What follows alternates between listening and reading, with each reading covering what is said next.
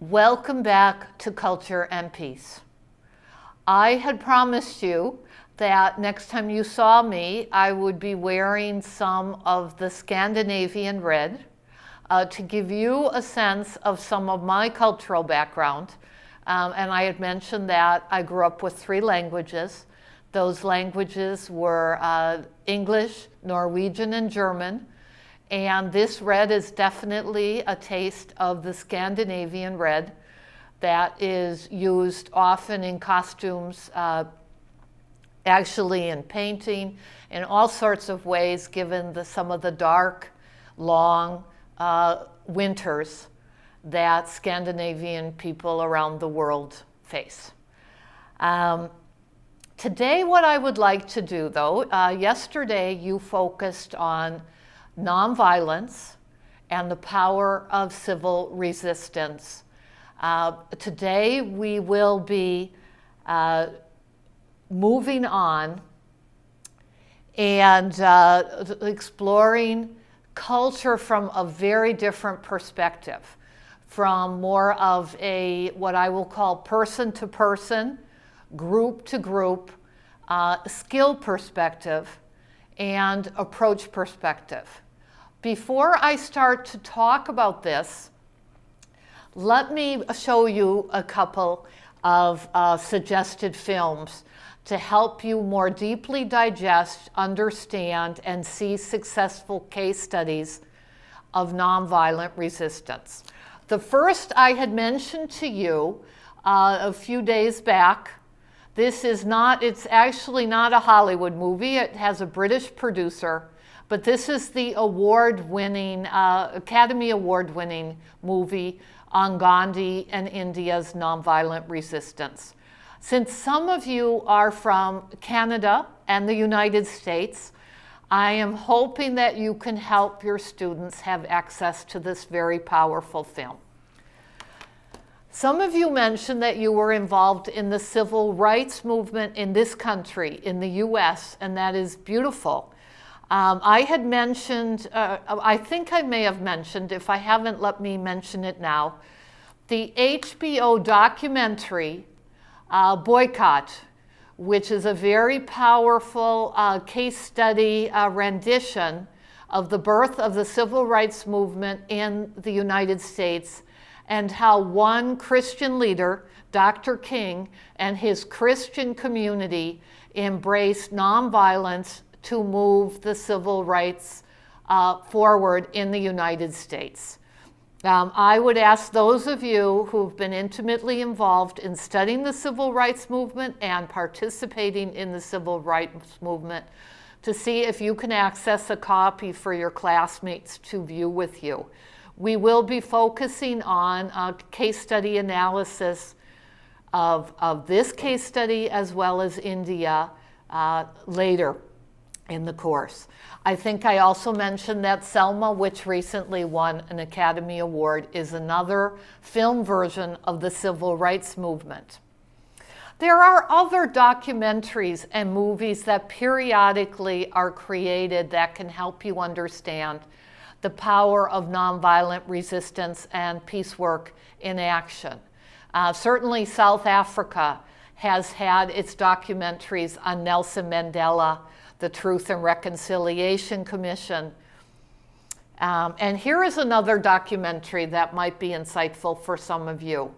It is called Why We Fight, and it educates the world about the military-industrial complex, which is a global complex at the moment with a particular dominance by the US and nation states like Israel. This, if you've never seen it, can be quite educational, and I recommend it. Okay, well, I could go on and on recommending films, documentaries, readings for your education, and I don't want to overwhelm you in this course. I appreciate from meeting you that all of you have real-world life experience with peace work in the West Bank, different parts of the world, and including the US, And I am really happy that you have a learning community where you can contribute your own life experience, your own life lessons, what has worked and not worked in your own struggles, whatever those struggles are. That is what I would like to focus on, at least to begin our time together today.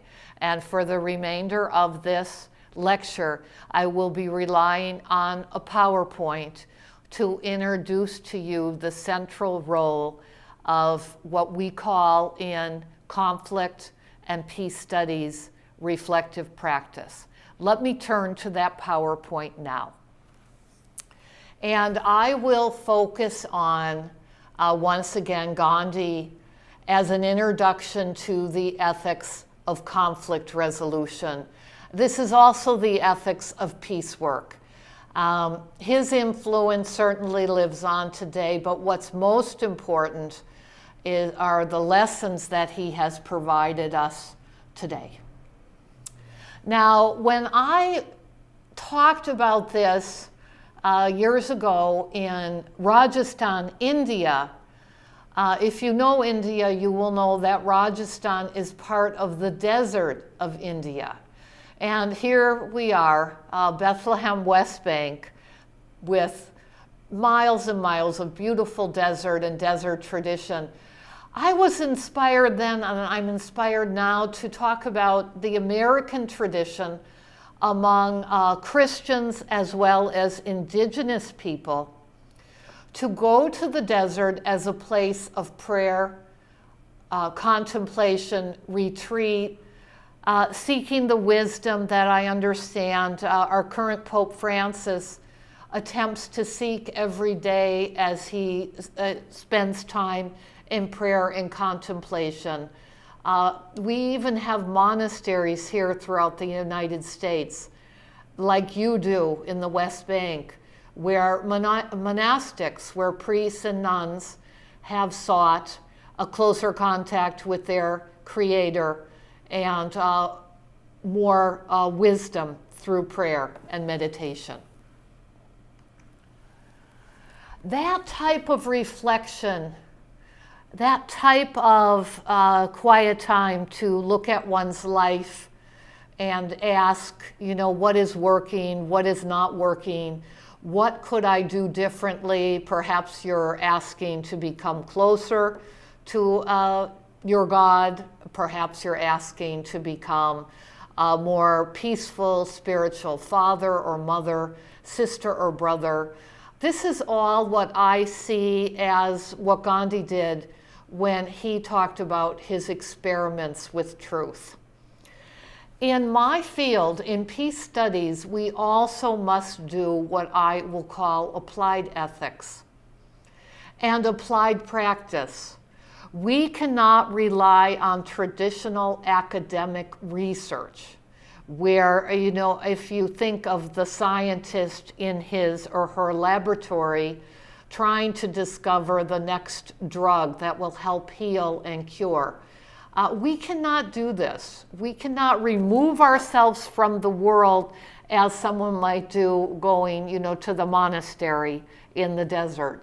Instead, we must engage with the world, and we must develop what we call action theories, theories which actually prove themselves in the real world.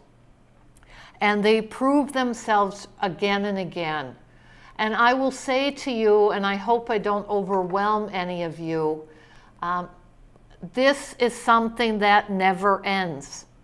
Because with the diversity of cultures and people and beliefs in the world today, we cannot assume that something that proved itself, for example, in India with Gandhi, can repeat itself in the United States with the civil rights movement, or in the West Bank with peace work there. We must continue to test out our beliefs and our practices so that they will work today. in whatever situation we are involving ourselves in. And this is what we refer to as action theory. Now, before I go on about action theory, let me talk about my workbook, Holding These Truths. I understand that several of you have decided to engage with this curriculum in addition to doing traditional reading and participating in the class activities. This workbook requires that you are constantly doing your best with imagining what might help with a particular set of real-world facts. And some of these facts are in organizations, such as schools. Some of these facts are in communities. Some of these facts involve our governments, and all of them involve people of diverse cultures. So there are many questions we have to be asking ourselves in order to respond to whatever sets of facts we are facing. It takes confidence to be a peace builder. Someone has said it takes a great deal of work. That's true, though I would say if this is your passion, it is work with joy, with great meaning, and so it doesn't feel like work. It does not feel like a heavy burden. But still, we must be constantly taking some risks. Maybe we will stumble and fall and make some mistakes. That is part of peace building. We must pick ourselves up and figure out how to do whatever we did that did not work, how to do it differently in the future. We, in conflict resolution and peace building, refer to this as reflective practice. And those of you who have been teachers, who currently are teachers in the schools, have also been introduced to reflective practice, that we must constantly be evaluating. Now, in the classroom, it would be our effectiveness as teachers. In peace work, we not only evaluate our effectiveness as peace builders, but we must be evaluating our morality. Are we walking our talk? Are we living our values, or are we contradicting ourselves by, for example, someone mentioned evangelical Christians attacking people rather than loving them. We all are human. We all have our strengths and weaknesses. And as Gandhi did in reflecting, do I need to become a purer human being, a more evolved human being? We must do this in peace work. Otherwise, from a very practical angle, forgetting our religious beliefs and our spirituality, we will lose credibility with those who we are asking to trust us, to help us facilitate bridge making, because they will see us as hypocritical, as not the type of moral agent that Gandhi was when he inspired India, or Dr. King was when he inspired the African American Christians and other Christians of the United States. We currently have living examples of this moral effectiveness. Desmond Tutu, I believe, is a living example. And the Pope Francis is currently a living example. We must all aspire to this level of integrity. Now, many different professions join the world of peace building, and I love this actually, though students who are new to peace building and social justice activism work often are shocked to hear that I actually have collaborated with professors of computer engineering at one of Cal State's most renowned schools, Cal Poly, to talk about service learning, which is being engaged with the communities we are seeking to serve, such as doing peace work in the West Bank. But yes, I have been involved with collaborations with professors of computer engineering, and it gives me great hope as I teach you from a distance that we have colleagues in this field who are asking, how can we eradicate poverty? How can we work together as a global community so that we see more applied ethics in the world, so that we sustain this wonderful world of ours, so that we emulate the best of group work, working together for social justice. I actually come from a family where I was asked if I would become an engineer. I was a woman, a young girl who excelled in math and physics. Actually, all the sciences at that time I loved, but I was particularly good at math and physics, and I will credit my father, who is an engineer, as well as an uncle who's an engineer. I mean, I was given great help with this from a very young age. So you can imagine when I was teaching at UC Berkeley, and my peace building students included students not only of computer engineering, but students of all types of engineering, I was quite happy. I also was asked by the Department of the Interior in the United States, which is our federal government agency that is tasked with and oversees all of the lands of the United States. So the dams, that we use for water, the forests, geology, what lies beneath the ground. These are all the scientists and engineers of the Department of Interior in this country. I don't know, I don't have comparable examples in all of your home countries, but you might be able to come up with some government entity responsible for this. What I discovered in being asked to work with them is the power of peace building and the need for peace building within all of our government agencies. They had their own conflict. They had their own problems between engineers, scientists, and staff. And unless we can help the organizations within our societies effectively problem solve and negotiate, they are not going to be providing us with the public community service that we optimally need.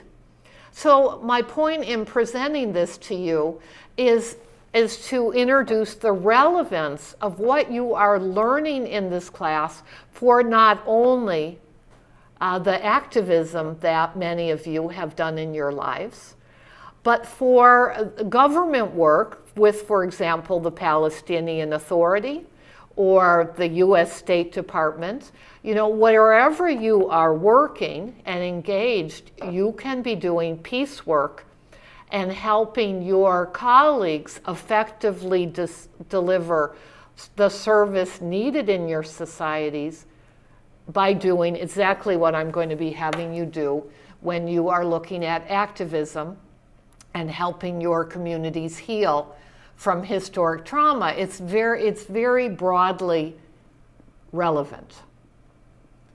Now, I mentioned my father as an engineer. I did not mention that he was a service-minded engineer who put community service and his family first, but that is part of my story. He was a highly competitive and talented athlete. He was also very intellectually gifted, but most important for my story with you in our multicultural community, where we are attempting to build a culture of peace with each other, is that he was the first in my family to graduate from college, to go on with an academic degree. And his mother, my grandmother, and her extended family immigrated to this country from Norway, not speaking any language but Norway, and depending on the family and their church in order to succeed in this new world. So that is very much part of my history and story with you in this class.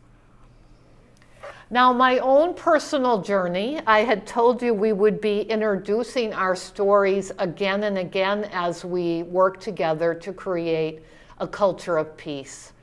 is that I was raised first and foremost as an older daughter in a family of 5 children to help my mother and help my father with raising my brothers and sisters in ways that fit with our values, where education came first, a family came first, and helping each other succeed and do well was very much a first. As I left my family to go to school and explore who I wanted to be in the world, I've already shared with you that my activism started at a very young age when I was just a young student, 18 years old. But given the culture where I am living, where I have grown up, the United States, and given the value of education, I went on to, after serving community and doing community education, to go to law school. And law is a very different world. It's very competitive. You might call it cutthroat in the United States and around the world. It's more of a materialistic profession as a whole. I was trying to do public interest law. I was trying to help the poorest in my community, but that was not easy to do in the United States. And so I went through a long period of time of feeling conflict within, that I was doing violence to myself working as an elite lawyer where money, power, and prestige seem more important than service and truth. I decided after much prayer and soul searching to leave my elite law firm and to go on a spiritual journey, eventually leading to my practice as a mediator and then my life as a professor of peace studies. But this, you can imagine, took many, many years. I had said to you early on, our spiritual paths are seeking for the career, the contribution that really feels right, feels true, deeply rewarding, can take many, many years of our life. And so I wanted to share some of this with you. This is not just my personal story, though. Silicon Valley, which is the computer software engineering's hub center of the United States, has had many very successful employees. You can name the different computer tech company who have become, let's take Microsoft as an example, many people know. They have become wealthy very early. And I am happy to report that instead of simply indulging in their own material desires, in their own lust for power, prestige, and wealth, many have retired early and are attempting to figure out ways to serve the greater good around the world today. We call this social entrepreneurship. Now, once again, I am going to remind you of the levels of conflict and peace building that I introduced to you early on. And the reason I'm doing it is because you can see that ethics is very much a part of this analysis, this model. Certainly at the lowest level, the intrapersonal level, what lies within us, we are asking those of us who have a faith in a divine creator, and what many of us will call God, are asking, what is God's will? What is the highest calling for our lives? And no matter what our faith and belief, though, we're all asking, what are my values? What is most important to me during the time I live my life? And of course, how we interact with each other at the interpersonal level. Person to person is going to show the world who we truly are. As I said, what talk we are walking. How are we treating everyone equally? Or do we give preference to those within our own group? what much of the world would say our own tribe, our own family, and treat others with disregard, with disrespect? Or are we attempting to love all equally? That's the interpersonal level. The group level, and I will come back to the group level again and again, is where we are part of a larger group like our family, our culture, our church. And intergroup is what happens within our particular group. Within this group, and I'll talk about churches. I've worked with churches off and on doing peace work as well. Often there is conflict within churches, just like there is conflict within families, within cultures. As someone said, she was very disappointed and upset with evangelical Christians attacking other human beings rather than walking the talk of love. Well, this is intragroup conflict, and it is at the heart of the intractable conflicts that we see in the world today. The most tragic, horrific. I could go on about this for an entire course. Intergroup is when groups are involved in the conflict, such as those who identify as Israelis versus Palestinians versus Arabs. That is intergroup. And then we get to the complex organizational community systems before we get to the international levels. Peace work requires ethics and reflective practice at every single level. So we will continue to come back to this throughout the course. Let me talk about some of the least ethical and the most unintelligent decisions that have been researched in the world. And this normally happens under crisis, under stress, that governments and political leaders, church leaders, family leaders, we all make the worst possible and the most immoral decisions. Actually, as I'm speaking, we have just witnessed the tragic attack on Paris. And once again, some of you, well, you all know right now that my husband is Sikh and he is from India. I watched this after 9/11 as well in my own country. Very ignorant Americans, and right now we're seeing it with French, from the police and from the government agencies, do not even know the cultural differences between Indian and Arab people.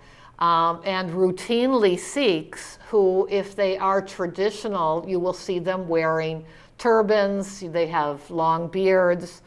I think you've seen many pictures, you can understand.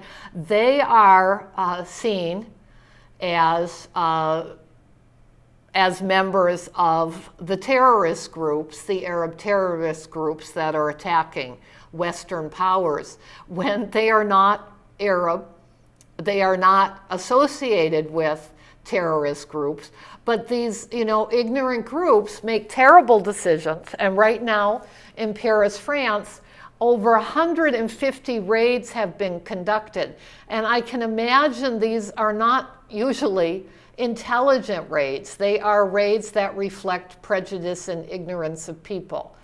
And you can imagine the tragic risk of error. Well, this type of decision making I will refer to, and the research refers to, as groupthink. And the research has not only looked at, intercultural mistakes between different ethnic and religious groups.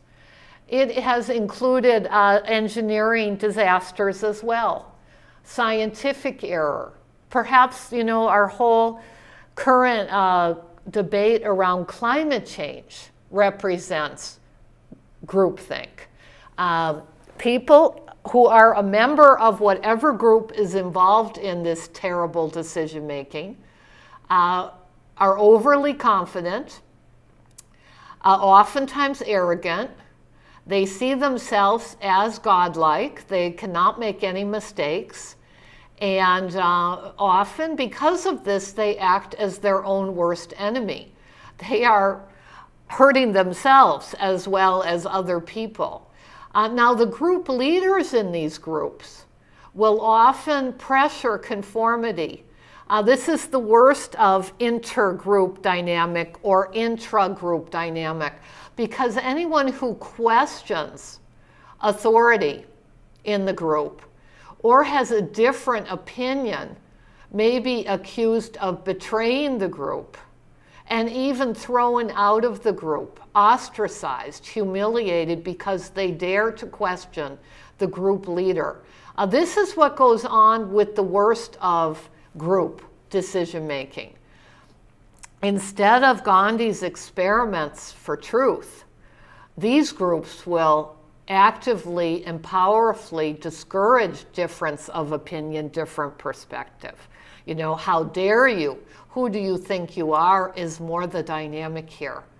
And it's quite dangerous.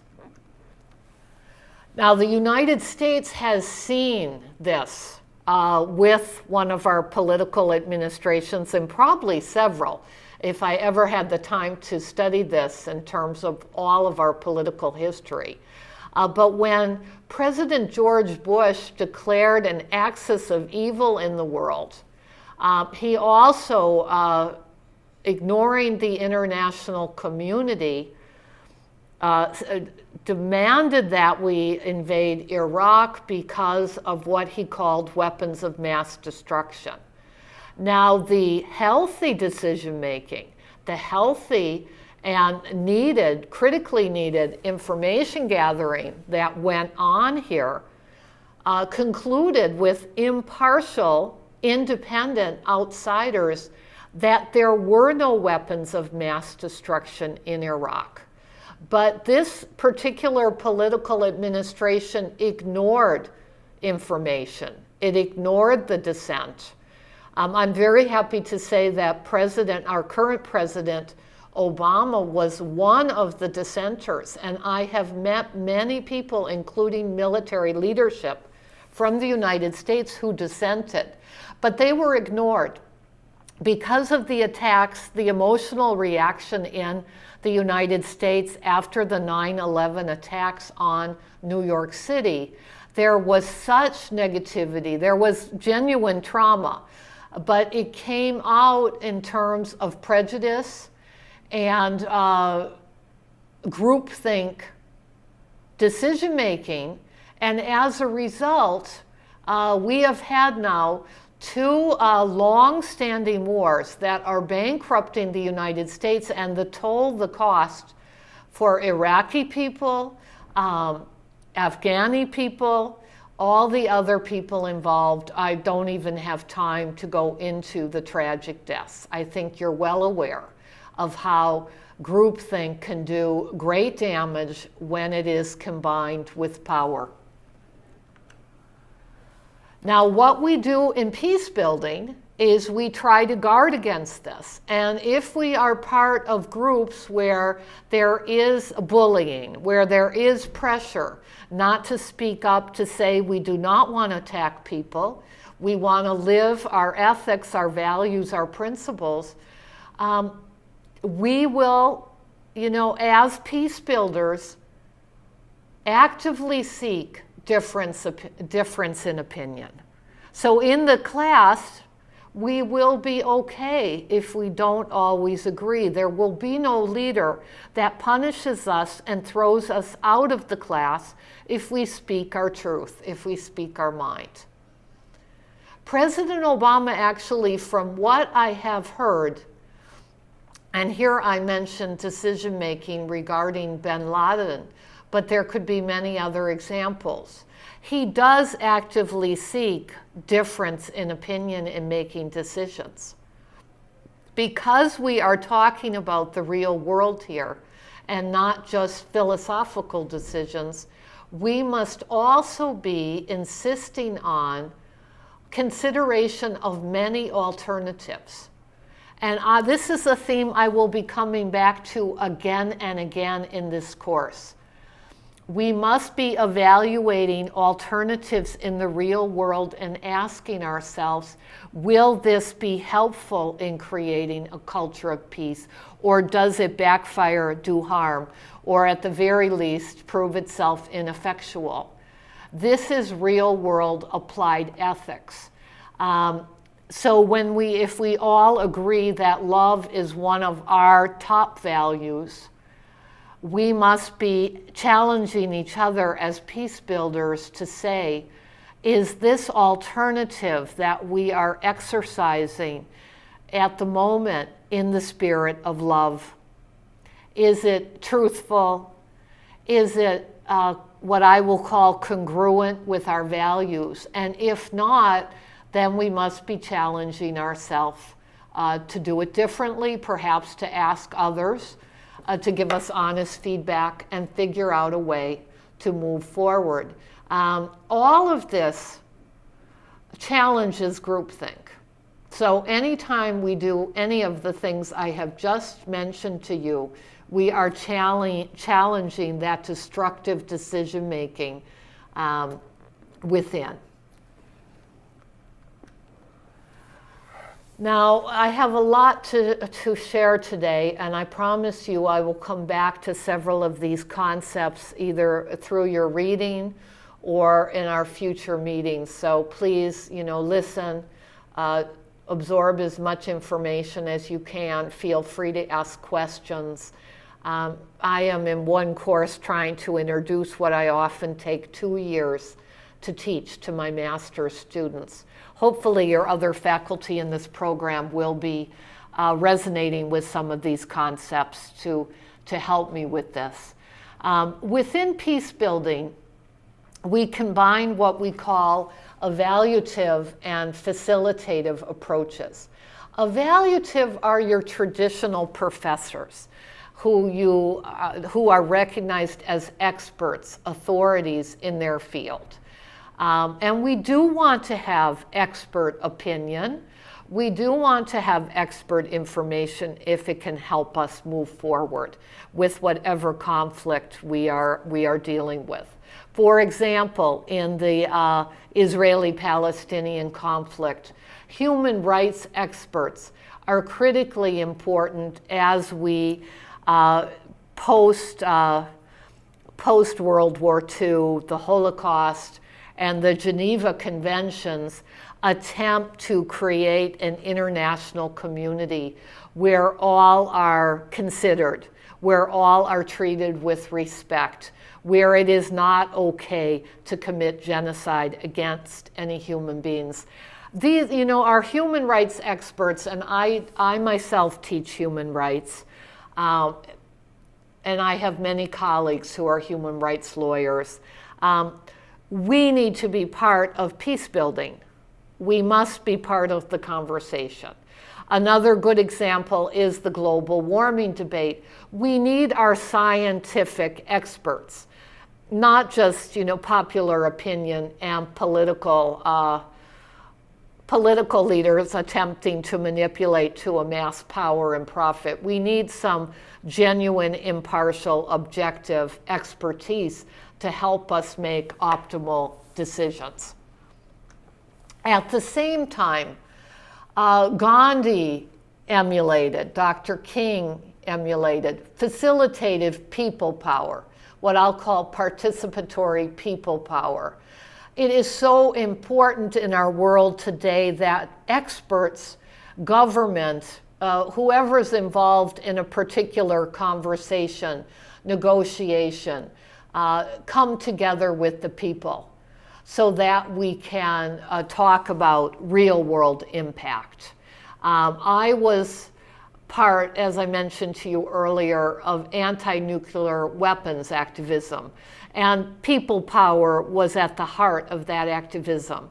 All the scientists, all the experts had already told us, going back to Einstein, that nuclear power could destroy us many times over and do great damage. That was not the challenge with this particular issue.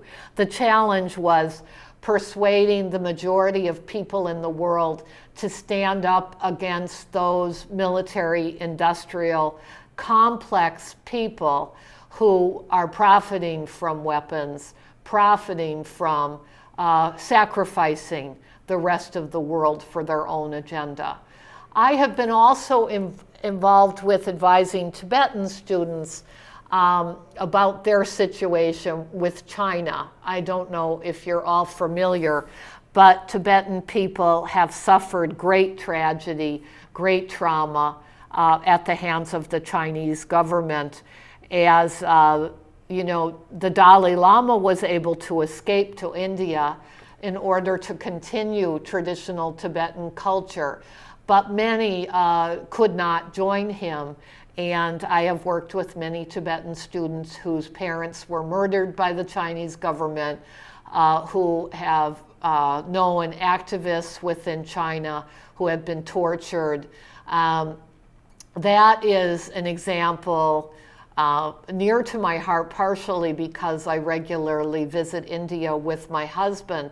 But I have been trying to help the youth of Tibet become more like Gandhi in strategizing nonviolence, just as I'm here to support Palestinian people in becoming more strategic with their nonviolence. The Dalai Lama is a very, from what I've heard, pure and spiritual leader, but he's not as much of a political leader as Gandhi. And so they need to learn how to engage and empower effective people power. Well, like we mentioned, happened in the Balkans, the Philippines, and as well as India and the United States.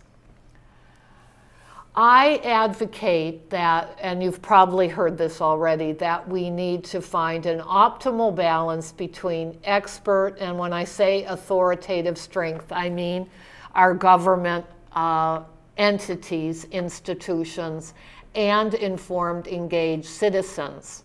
That, as you're reading through my book, Negotiation Alchemy, is what you're going to see makes a real difference with the most challenging of conflicts in the world today. What we have seen with the worst crimes against humanity, and I'm using human rights terms right now because there is international law prohibiting this, is that when we do not have a government authority, when we have no Palestinian authority, when we have no nation state, we have the most unrestrained, horrific of crimes against humanity. Now, it's a challenging conversation because we also have, the worst genocide of all time happening with the Soviet Union, with the rise of a nation state. But if you look at countries like Somalia, a fallen nation state, or what I will call unrestrained nation states in modern times are transnational corporations, we must find ways to develop international systems and civil society strong enough to counter them, because otherwise, it's just ruthless power, ruthless infighting by the worst of what human beings are capable of. Now, I will also be returning to this again and again throughout the course because I will be asking you to practice what research shows is optimal. So I'll be going back and forth between the worst and then the best, what is required for peace building.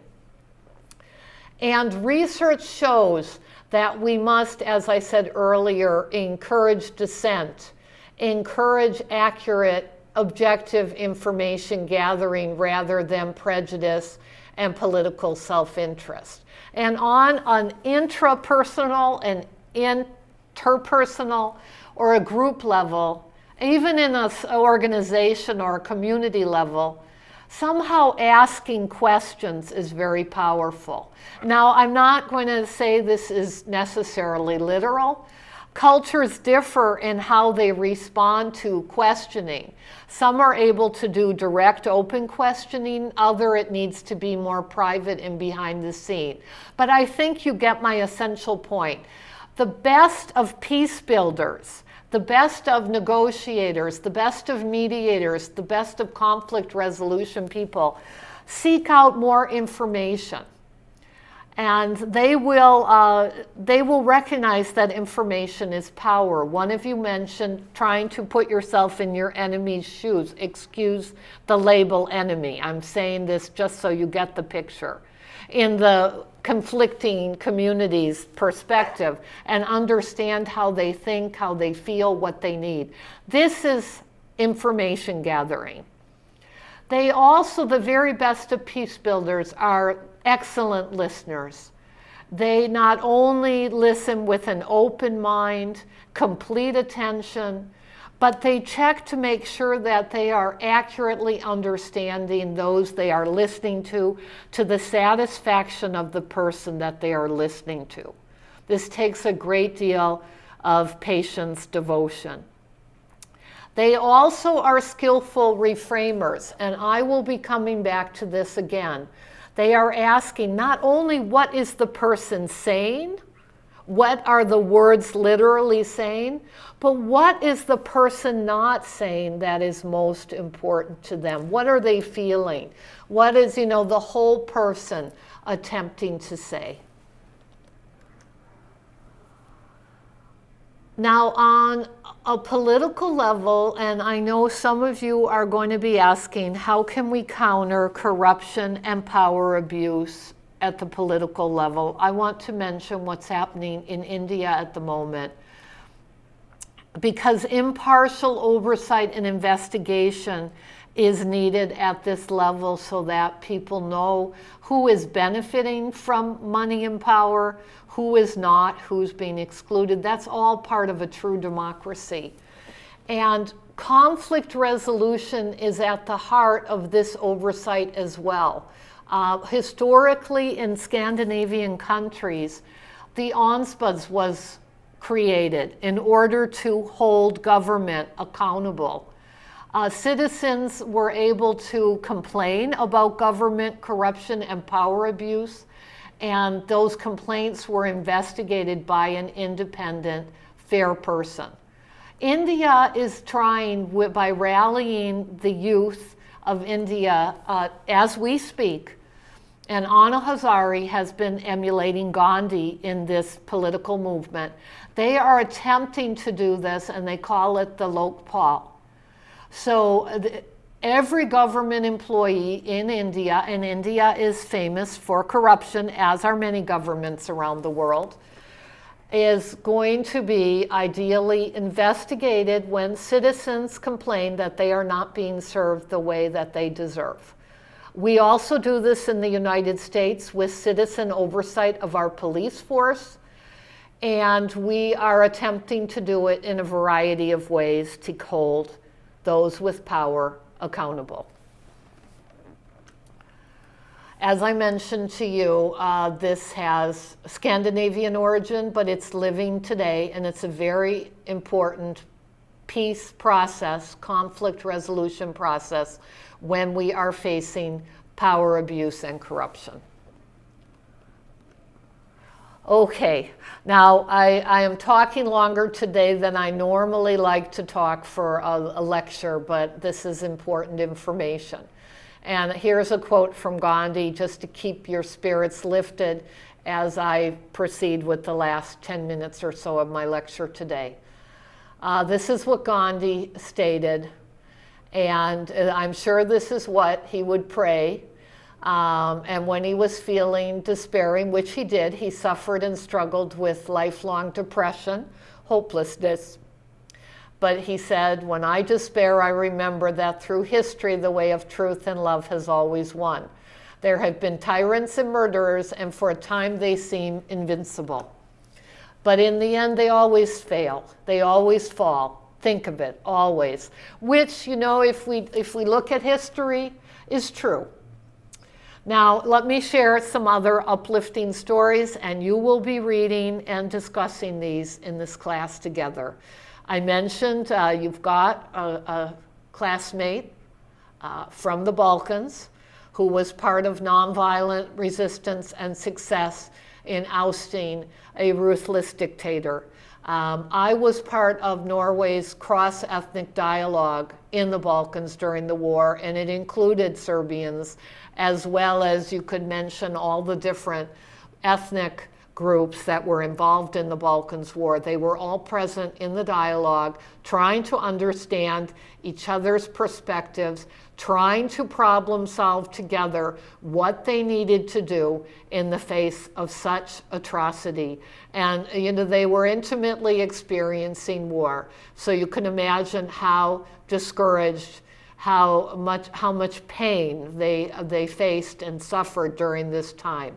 But still, there were several people determined that this would not continue and that they would do everything in their ability to create a new and more positive future. And they are a wonderful success story. I have also been working with cross-ethnic mediation in Ukraine.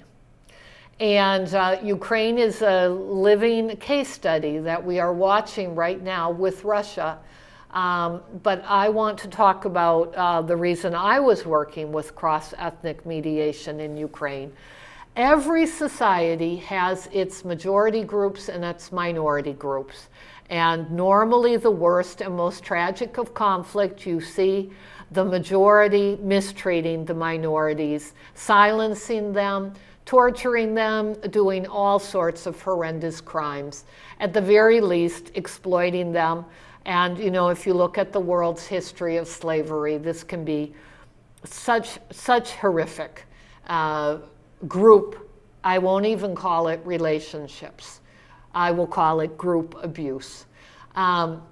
Ukraine has its minorities as well as its majority. And I have been working my lifetime, as I have in the United States, to ensure that those with less power, those who suffer the most, receive the respect and the dignity that they deserve. And that's what I was doing with supporting and researching cross-ethnic mediation in Ukraine. Nepal is another interesting example, and I will say a success story, even though Nepal is one of the nation states in the world today that struggles with horrific poverty and has a very difficult time with economic development for a prosperous future. Part of this is they're landlocked. Nepal is famous for Mount Everest. If you ever see the majestic Himalayan mountains, you will be struck by the beauty and glory of this world. But it's not easy for many Nepali people to create a prosperous life. And I have worked with them for many years. And despite their poverty and despite their struggles, if you know the history of Nepal, they were a monarchy. So they did not have a ruthless dictator, but some of our world's monarchies are as ruthless and self-centered, corrupt as any government entity around the world. They embraced mediation as a vehicle for social justice. And the history in Nepal includes Maoist terrorism that in some ways there are parallels to the Middle East right now. These groups were actually holding hostage, but simultaneously trying to advocate on behalf of the poorest communities. And Nepalis did not come to me asking me as a citizen of the US if they could have military power to fight the Maoist terrorists. They came to me and said, we want to learn how to negotiate, and we want to teach our government how to negotiate so they can talk to the terrorists and work out a future for all Nepalis. Very different approach. And I could not go to Nepal. I taught Nepalis from a distance, but many people went to Nepal to teach them mediation and peace processes like you're learning in this master's program. They use these processes to meet with the poorest of communities and to embrace this as a way of creating people power among Nepali people. And they now no longer have their monarchy. They have an emerging democracy, so I consider this another success story. Now, I have introduced to you ethics of conflict resolution and peace building happens at the intimate level in prayer and contemplation, between person to person, in group conversations. It also happens in a way that can inspire all of those around us to become more powerful peace builders.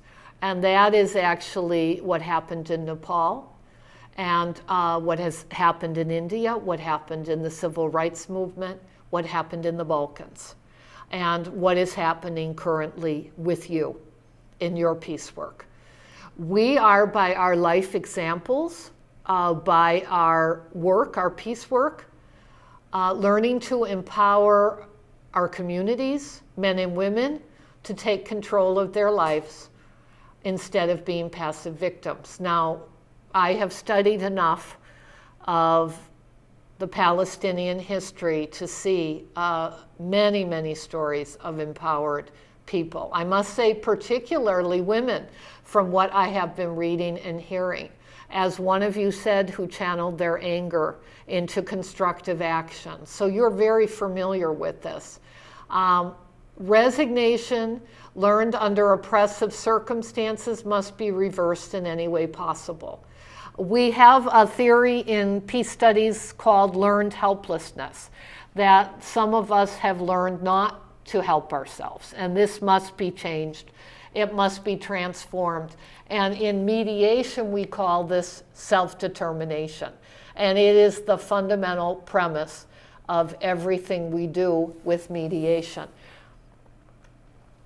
Internalized oppression must be transformed. Otherwise, human beings will act as their own worst enemy. And the question we ask in conflict peace dialogue, does the people present, do they have the capacity to negotiate for themselves? And once again, I return to alternative courses of action. They must be able to imagine alternative ways of conducting themselves and also evaluate whether these alternatives will help or hurt whatever situation is being faced. And this is exactly what I'm having you do with your case study analysis. You must be able to do this to determine what would be optimally helpful, and then test it in the real world. And if you were wrong, you must be able to change it and proceed again. This is what Gandhi lived. This is empowerment, that we learn that we have the ability to handle whatever problems come to us in life, that we have the ability, that we have the strength. And I would imagine most of you have experienced this very powerfully in your own life. Any student who goes to undergraduate and graduate education has a sense of empowerment. But we must, as peace builders, find ways to spread this to our communities, to our world. Part of this, and if you're working with my workbook, Holding These Truths, you're already being introduced to this, is to identify power alliances. And lawyers are one of the groups that I highly recommend. Those who investigate complaints against the government are another. International community, as you have in this class, is still another. Then, as we are mediating the dialogue between all these different parties, we must balance power so that all are treated fairly and included. This is part of what you're studying in your program. There are many sources of power. I will introduce this to you quickly. Hopefully your courses will be helping you with this. Nonviolence is definitely a source of power.